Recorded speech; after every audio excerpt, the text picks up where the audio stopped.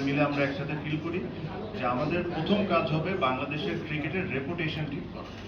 এই লাস্ট 1-1.5 বছরে যে রেপুটেশন ড্যামেজ হয়েছে বাংলাদেশের ক্রিকেটে, এই ক্রিকেটের রেপুটেশনটা ঠিক করা হলো আমাদের সবচেয়ে ইম্পর্টেন্ট।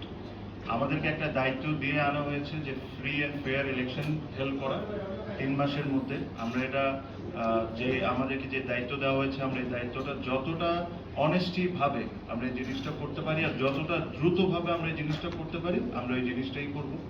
সাথে সাথে অবশ্যই আমরা ডে টু ডে অ্যাক্টিভিটিসের মধ্যে যা যা হয়েছে, ওয়ার্ল্ড কাপ ইস্যু আছে আপনারা জানেন, সব কিছু নিয়ে আমাদের যা সঠিক কাজ করার দরকার আমরা তাই করব।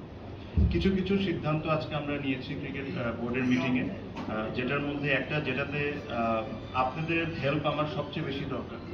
আপনারা, আমিও মনে করি আর আপনারাও ওই জিনিসটা বলেন যে আপনারা অনেক বড় স্টেক হোল্ডার। আমি এটা মনে প্রাণে বিশ্বাস করি যে journalist are a very big stake holder.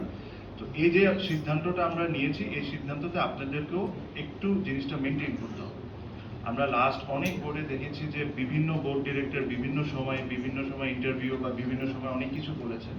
আমরা এই জায়গা থেকে সরে এসে আমরা একজন স্পোর্টস পার্সন ঠিক করেছি, anything to do with the board please contact him. ওটা আমরা সিদ্ধান্ত নিয়েছি, ওটা তানজিল ভাই হবে।